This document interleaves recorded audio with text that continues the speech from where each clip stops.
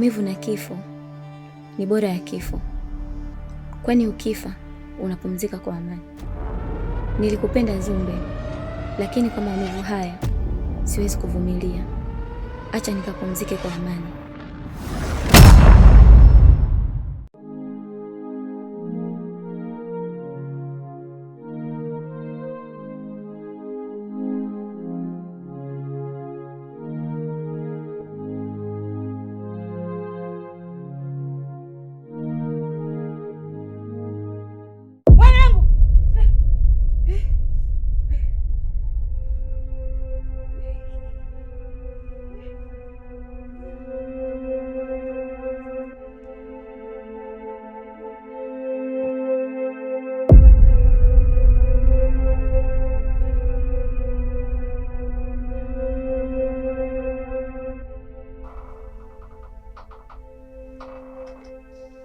Oliva.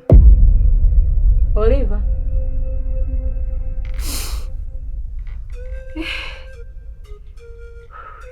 Asante. Umelala muda mrefu mwanangu, muda umeenda.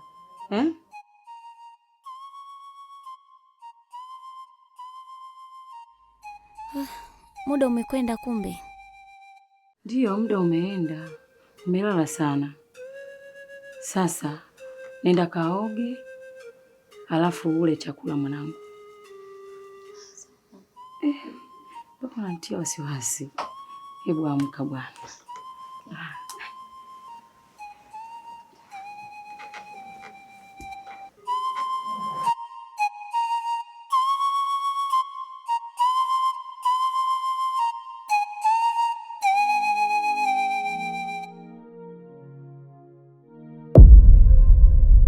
Leo nimeyahisi maumivu ya kifo, angali nipo hai. Wameweka kaa la moto katika moyo wangu, na sasa wameweka tatuu ya chuki na kumbukumbu ya kisasi katika maisha yangu.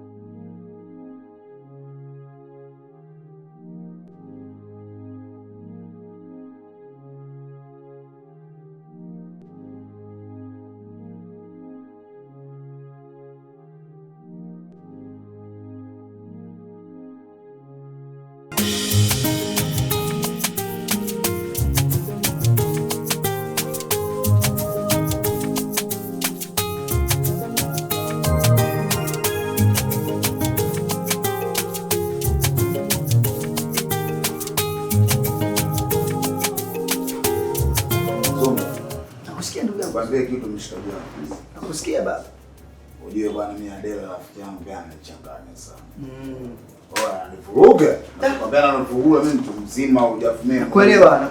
Mimi chiboya fumia unajua mazingira yao. Nakusoma uswadi nakusoma. Ananipeleka yani kama mimi mlima mpunga na ya ndege, kila siku mayowe. Au yani kama mimi tuseme mfuga kuku, akipita wewe tu. Yani daily amechotwa. Makelele yani kila siku atuelewani kwenye nyumba mshikaji wangu. Unajua kuna kitu moja bwana Oswald nataka nikushauri. Na nimekaa na ushauri muda mrefu sana, lazima nikwambie. Unajua Oswald, kumiliki pisi kama Adela, Adela jinsi alivyo. Adela nyama zimejaa. Pisi. Adela kipita sokoni inaitwa, gengene inaitwa, barabarani inaitwa. Kwa hiyo ni kumiliki pisi kama Adela Oswald, ni kujibebea hedekeni sana kumiliki kiwanja chenye mgogoro. Unakosea. Yaani kiwanja chenye mgogoro, maana wewe ukiamka kwa mjumbe, afisa serikali za mtaa, mara umetoka kwenye mwenyekiti wa serikali za mtaa, mahakamani kwako. Yaani wewe ni heka muda wote. Kwa hiyo Adela jinsi alivyo tayari mwenyewe ni heka. Kwa sababu kwa mimi nikushauri tu bwana Oswald, vumilia. Mungu atakupa kwako siku moja, na endelea kumpa muda. Sio kitu cha kujipa pressure. Unakosea ndio unachongea. Naambeni kitu. Ona wewe. Naambeni kitu ona. Mimi nahisi malango ya jela yamefunguliwa sasa hivi kwa ajili yako. nimekuja kugundua mtu anaotembea na mke wangu au anamzuzua mke wangu. Guys, ninachokifanya. Kwa sababu mimi sio Israeli, ila nitamwacha ishi. Kweli. Ila adhabu yake ataishi katika hii dunia. Hataona wala hataongea. Ninachokifanya natoboa macho mawili yote. Na prize mimi mwenyewe. Mimi na roho mbaya ujue. Nitamkata pia ulimi. Mimi mwenyewe geto. Yaani tutakuwa meniamu watu wawili. Macho. Unajua mimi ukambia karibu. Wewe unachukulia poa maisha yangu ya nyuma wewe. Unajua vizuri. Nakuelewa swali. Kwa mimi na maharama na makofi kila kitu ishacha kwa sababu mke wangu. Mke anauma ujue hivyo unajua. Kwa hiyo macho ujue mimi nitafanya kiroho mbaya, nitamuua mtu wazi unamtia kati ndikali yani. Na hapa natoka hapa sio hata zile pesa.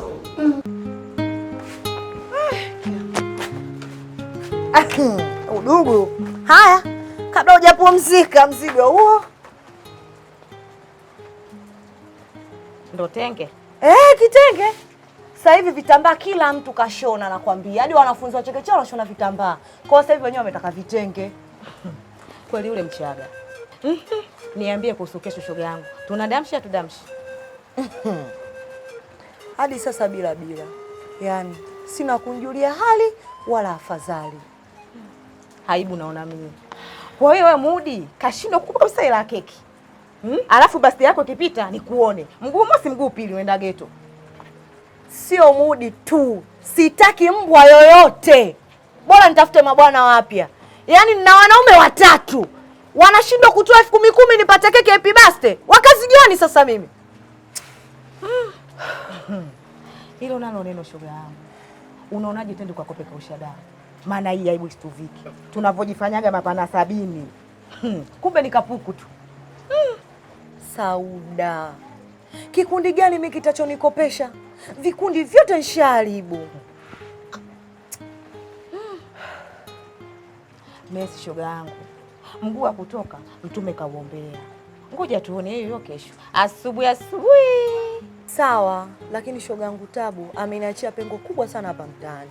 Yaani angekuepo, mbona angemkaba hata mtu? Imradi tu mambo yaende sawa. Tabu ni habari nyingine. Wala usimtaje. Tutakuja kulia bure hapa. Sauda. Tutakuja kulia kama Tabu amekufa. Wewe naye. Mwanzako nimechanganyikiwa ndugu yangu. Kuchangamka. Wewe naye. Mbona kuchanganyikiwa tena? Sasa mimi kuna kitu nataka nikuuliza kidogo swali. Kwa nini unahisi Shem Adela na mwanaume mwingine ni nao wewe unahisije? Unajua hizi shabele hizi zinazoziona hizi. Unajua mama mtu anaweza akawa na sponsor fulani na sponsor au kuna kiblazameni fulani hivi. Kiblazameni kibisho fulani hivi. Unajua hawa wanawake unajua. Ndio. Nataka kana kibisho tu kifala fulani tu anaburu nacho au sponsor anamtia hela. Hapana kaka. Mimi ninakuona kama unakosea. Hapo sasa unakosea Oswald.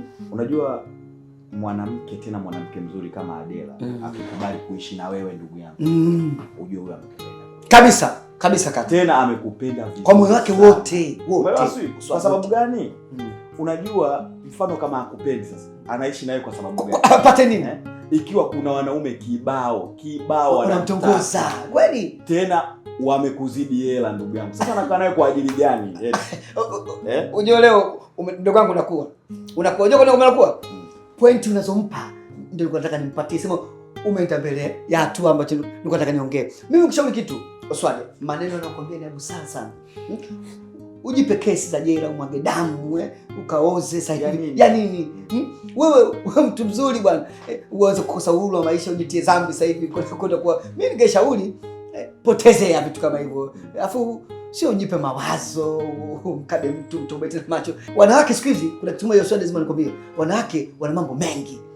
Wana mambo ya upatu, vikoba, michezo, wanapaka upatu wa kuchezea mabegi sia mikoba handbag sisi wanacheza handbag wapate mikoba, wana vitu vingi. Alafu kitu kingine ambacho wewe hujui sasa hivi, unajua wanawake zetu wana hela nyingi sana. Sana. Yaani wana hela nyingi kutuzidi sisi. Kabisa. Ila shida yao moja tu.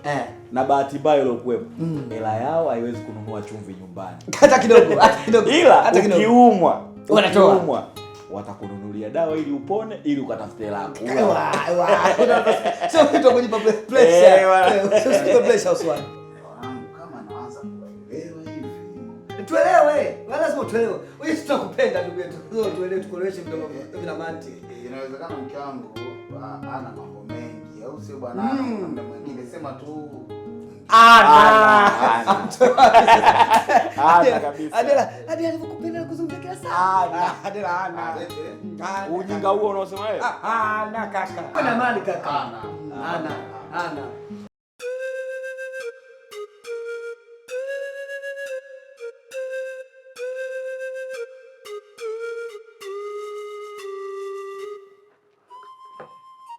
Karibu mume wangu chakula. Asante, naona leo umenifikia manjumati. Mie tena. Kwa misosi hapa ndio hatari. Naanza na nyama kama kaida yangu. Kuna na mtoto hapo ungemwambia kula nyama mwishoni. Kimbilia nyama. Watoto nyama wanatakiwa wale mwisho. Haya. Mke wangu. Abe. Dunia sasa hivi imeharibika.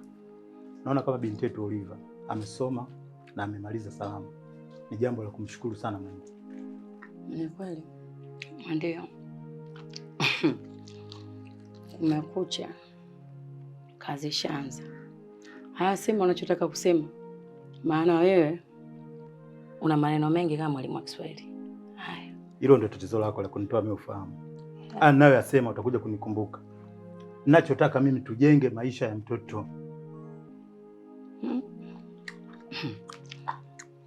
Kutengeneza maisha ya binti yetu ni pale tunapotafuta namna ya jinsi gani ya kupata kazi au kumshauri kufungua biashara. Lakini wewe wazo lako kubwa mtoto aolewe. Mimi nitakuelewaje? Sikiliza mama Oliva. Jukumu letu sisi lilikuwa la kumsomesha na tumeshafanya hivyo. Kuhusu kazi, siji biashara, ataenda kupambana kwa mume wake. Sisi tunaweza tukafanya hayo yote, lakini mume wake akaja kayaua yote baadaye. Tutakuwa tumefanya. Hivi mume wangu, ulivyoniatisha mimi kazi, unajua wanaume wote wako hivyo. Wengine hawako hivyo. Na mimi toka ulivyoniatisha kazi, uone kama tunaishi maisha magumu.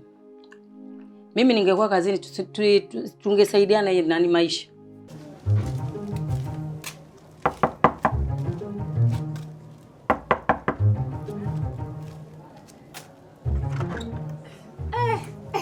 Oliva. Karibu shoga yangu. Na nilikuwa nimekumisa.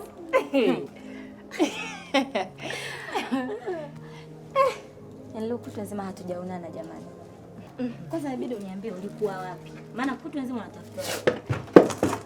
Shoga, kwanza umenibaruzia hatari. Oliva. Shoga yangu asante. Asante sana. Oliva, unajua asante? Shoga umejua kuniokoa kwa kweli. Mwenzako sasa leo asubuhi nimenyanyua maguu yangu hapa nilikokwenda najua mwenyewe. Huyo shemeji yako sasa fanya kama unaona, asianze kunitafuta kwenye simu. Shoga ulipokutana naye na kumuongopea vile kaingia line, kaja hapa kapoa baridi. Shoga amenilaisishia kazi. Kuwa makini na nyendo zako Adela, ni hatari sana ujue. Wewe Oliva, hatari ya nini sasa hapa? Hivi Oliva, hivi unadhani hawa wanaume ni wa kuamini kabisa? Shoga yangu, unaweza ukaamua wewe usiwe msaliti. Alafu sasa ukaja ukagundua iloje na dume lako ndio linakusaliti shoga. Niambie maumivu yake Oliva. Mbona maji utaita mma?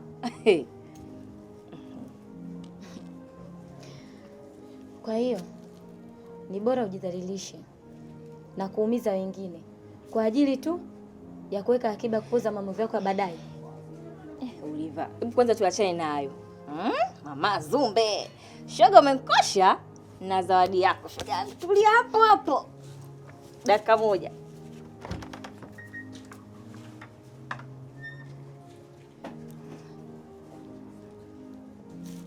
Naona umebadilisha mada. Mimi sipo huko. Ninachotaka Oliva aolewe na mwanamume wa maana. Basi. Baba Oliva ataamua mwenyewe lini aolewe. Pale atapoamua kuolewa ataolewa. sio kwa kulazimishwa. Kwa nini unamlazimisha mtoto aolewe? Take usitake, Oliva lazima ataolewa. Mpaka sasa hivi ninavyokuambia nimeshakula pesa za watu. Nilijua tu. Nilijua. Sio kwa kukomaa huko. Maana kwa umelikomaza aolewe. Kumbe umekula hela za watu. Sasa Baba Oliva, sikiza nikwambie.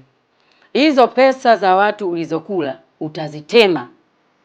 Mwanangu huwezi kumuuza kama mbuzi. Sijui unanielewa?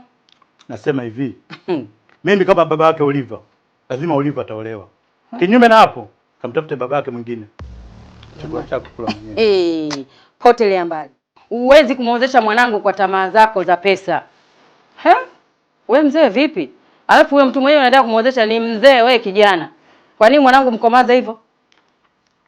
Na hiki chakula ulichokiacha mimi nakula. Yaani mwanaume huyu jamani, hata simuelewi. Yaani binti yangu mdogo anamuozesha kwa mwanaume mzee, kisa eti tamaa yake ya pesa. Haiwezekani. Hizo utazilipa.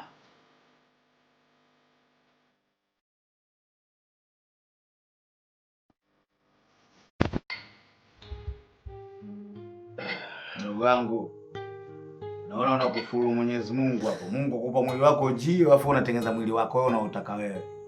Au ndo mitego ya wanawake wadogo zangu wa mjini. Sikia ninyi wadogo nyinyi. Wanawake sasa hivi wapendi nyama, wanawake wanapenda pesa. Tafuta pesa, mzee, hizo nyama hata kwenye sambusa huko zipo huko. Hamna kicha wangu. Hapa mimi natengeneza mwili tu kujiweka sawa. Sio ndio maisha yenyewe, mkimbize mlete kati tumbamize. Na sasa hivi jogoo mwenye bio ndo anakula koo.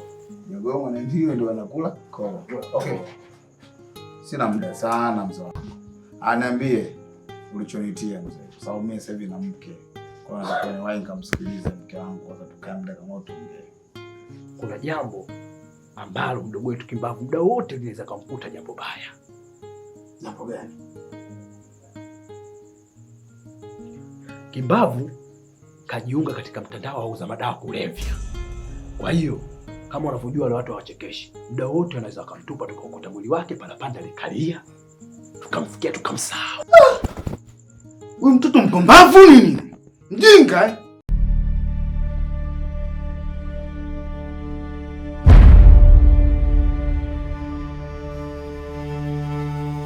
Umenifunza kufanya maamuzi magumu kwa ajili ya kutengeneza furaha binafsi bila hata kujali maumivu ya mtu mwingine. Adela, nimefuzu mafunzo hapo pale nilipokuwa naolewa na mwanaume wangu katika kitanda kinachopeleka akili na hisia zangu katika ulimwengu wa mahaba. Na sasa leo nataka nikuonyeshe ujuzi na uhodari wa kuzetea hisia zangu kama umekuwa kwa kiwango gani. Mshike Oliva. Yaani dakika moja hii ushaanza kusinzia shoga yangu. Kwa nini ningekuchosha leo? Hapana. Hakuna hata alonichosha. Ni vile tu leo nilikuwa na mizunguko mingi sana. Kwa hiyo hata sikupata muda kupumzika mchana ndo maana. Ole lakini, pole rafiki yangu. Sasa shoga yangu. Nimekununulia viatu.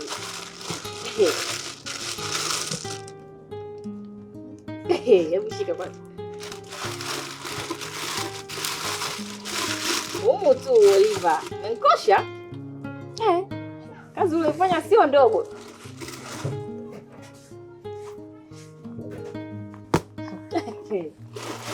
Muona mambo haya? Hivyo vilikuwa hata vina. Mimi kama rafiki yangu ni wajibu wangu kukulinda wewe. Oliva, unastahili shoga yangu. Kazi uloifanya sio ndogo Oliva. Hivi unajua Usaidi kanipa lakizo 3 za kulipa madeni shoga yangu. Na mimi nataka niwalipe taratibu. Taratibu. Kama utaratibu ulivyo. Nimepania. Sawa. Mimi nilisema nije tu kukuona. Kwa naomba niondoke maana nimechoka kaka mziki. Wewe tena hata hujakaa. Haya tena msalimie mama kwa nyumbani.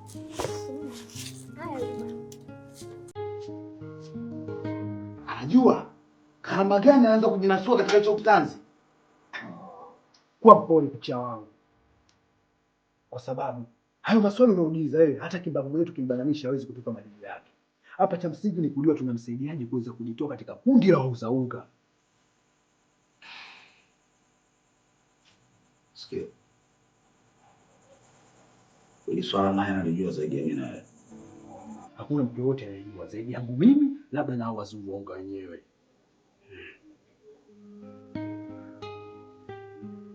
Unaweza kunichunguzia katika jamii gani?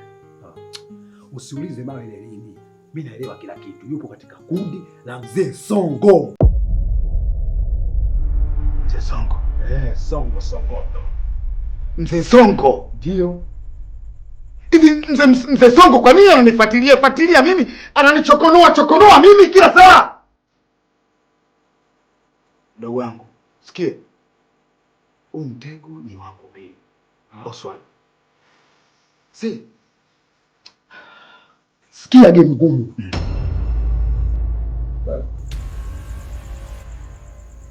Ndio. Game ngumu ni jina nilisholisahau muda mrefu. Sikatia hiyo. Baridi, sema kuwa makini. Si unajua wewe mzee achekeshi, ukiweka kichwa tu anapita nacho midamu chekele. Mchinjaji kwamba mchini atachinja wewe. Kuwa na maana. Baridi macho.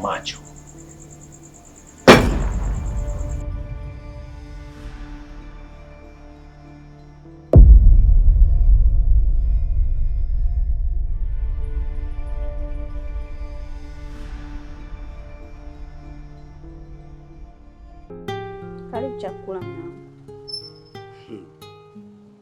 Nisamee mume wangu, leo nilichelewa kidogo kupika. Alikuja Oswald hapa mchana.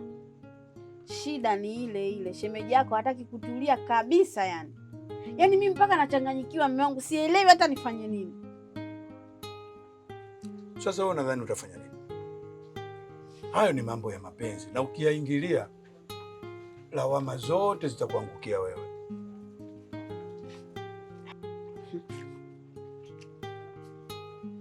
Sawa mume wangu, mimi najua ubaya utanirudia. Sikatai. Ila mimi mwenzio nina hofu sana. Unajua sasa hivi vitendo vya kikatili ni vingi mno.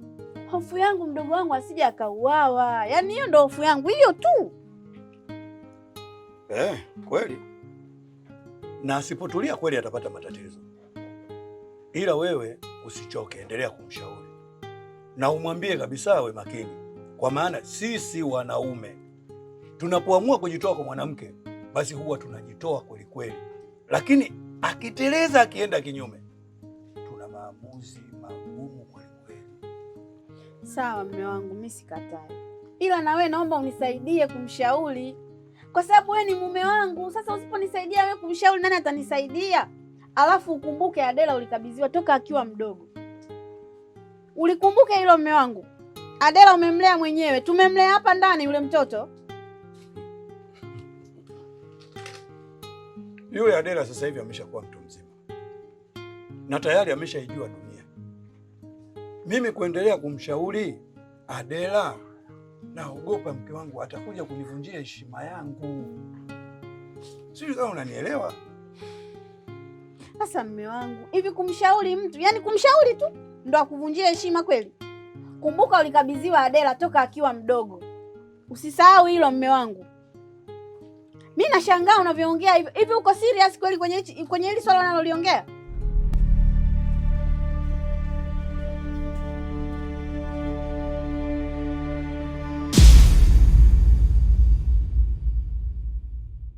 Kama mapenzi ndo yanauma hivi, nielezeni kipi sawa? Oh, kama vitu vitamu ndo vinakosti hivi, nielezeni kipi sawa? Oh, unaweka imani ukidhani mwenzako maishani, kumbe sio sawa. We unaweka upendo, anaweka pesa, akizani ndo mapenzi, yani haiko sawa. Oh, sweet babe, vitamu vinauma, vitamu vina gharama. Oh,